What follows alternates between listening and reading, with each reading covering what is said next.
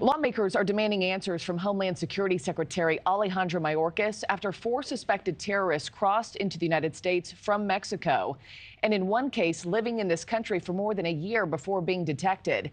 In a statement, House Homeland Security Chair, Tennessee Republican Mark Green, saying in part this: "We may never know the full extent of the Homeland Security crisis Secretary Mayorkas has unleashed." End quote there.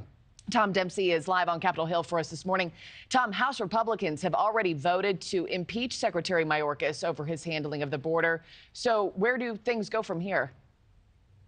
Hey, good morning, Markie. Well, look, NewsNation has obtained this letter, this scathing letter sent to Homeland Security Secretary Alejandro Mayorkas, where House Republicans demand information about these 4 suspected terrorists who tried to enter the country illegally. And get this, 3 of them actually succeeded.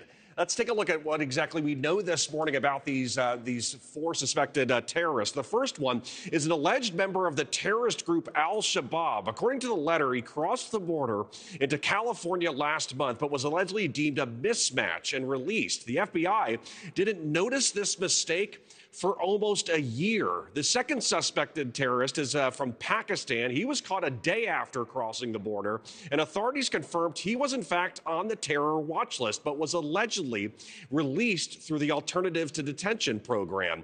The next case involves a man from Eritrea arrested after an hours-long standoff with police after allegedly shooting a gun outside a convenience store where he worked. He's also accused of trying to grab a deputy's gun while he was being arrested. Police say he was in the United States for 6 months before this all happened, and he was later arrested. And last is a man who told Border Patrol agents he's an active member of Hezbollah and telling them he wanted to make a bomb.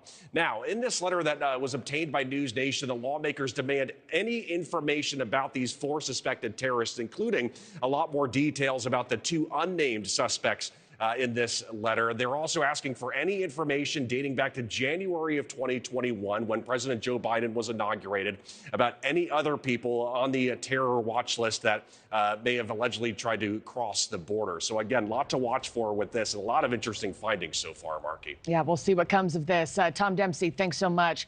Thanks for watching, everybody. Go to joinnn.com to find NewsNation on your television provider. Also, don't forget to click that red subscribe button below to get more of NewsNation's fact-driven, unbiased coverage.